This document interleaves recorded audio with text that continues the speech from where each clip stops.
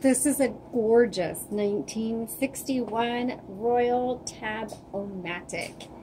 And we're going to do our typing demo today. First of all, showing you around, and then you can see how this particular one types.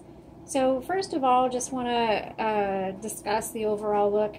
This is the original color, and there are some imperfections here. They're fairly minor, but just part of the overall look. And again, this is a 1961, but otherwise in pretty decent shape. So behind your roller handles here on either side is your carriage release, and it has a nice strong bell. Up here is your margins. You just push and move to where you want them to be. And then down here is your tabs, so you can set and then clear, and then your tab button right here. And then up in here is where it releases, you know, like your paper, so you can pull it out. And then this little one on the left side is where it determines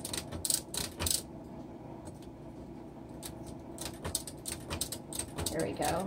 So that's like single spacing and then triple spacing. And somewhere in the middle, there we go, that's double spacing. So you just move that so you can determine how many lines you want to advance. Okay, so when it's time to change your ribbon, you need to move your carriage over to the left, open up the top. You'll see we've put in a new black ribbon for you. This is metal spools, which those are a little bit harder to come by, so when it is time for you to need a new ribbon, you can either send those back to us and we'll rewind them for you, or you can purchase a universal ribbon and it will fit in there. And also, so right here when you get to the end of your ribbon, the font is going to get faint. It doesn't mean you need to replace your ribbon. It just means you need to reverse the direction, and you do that right here, just back and forth. It's really subtle, slight, but it reverses the direction of your ribbon. And you should be able to do that many times before you need to actually replace it. All right, let's go ahead and type on this and see how well it does.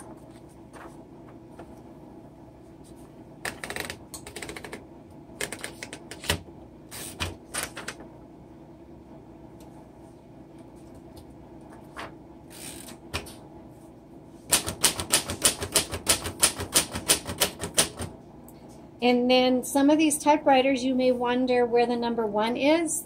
For space reasons, they didn't put in a number 1, so you use a lowercase l.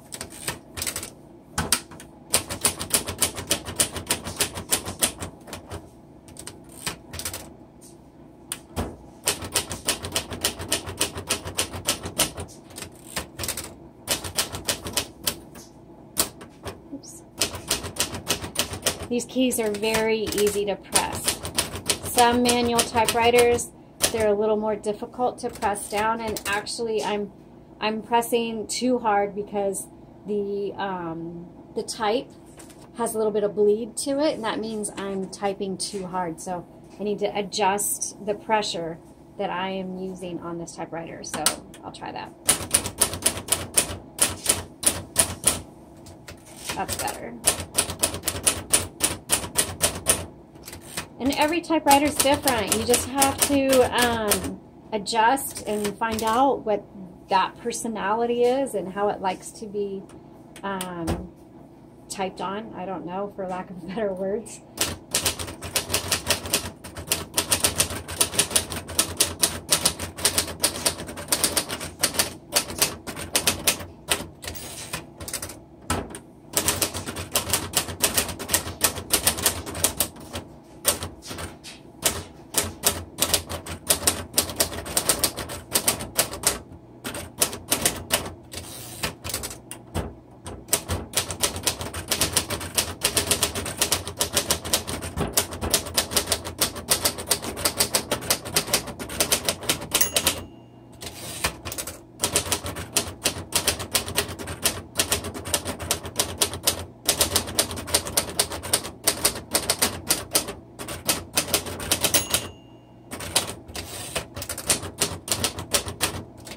Okay, this types very well.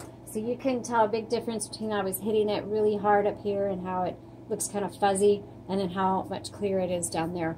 The key is very easy to type with. This would be a great option for those who do a lot of typing, you know, whether you're working on a manuscript, you know, screenwriting, you know, you have a lot of typing to do. This is a really good option for you. If you've never used a typewriter, you probably noticed there were a couple times that one of them bar got stuck up there. Don't panic.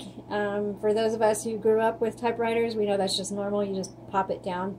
Most typewriters, you don't want your keys to stick a lot, but occasionally one does, and that is normal. Nothing to worry about. But overall, as a manual, very easy to type on. And you can tell I typed really quick. I like this one. It's beautiful. The blues are hard to find. Normally you find black and brown. Love the blue. Love that it's royal. And the case has a beautiful blue interior to it. You can look at all the images I have for this typewriter on our Etsy shop. The link is in the comments below. And thank you so much for watching.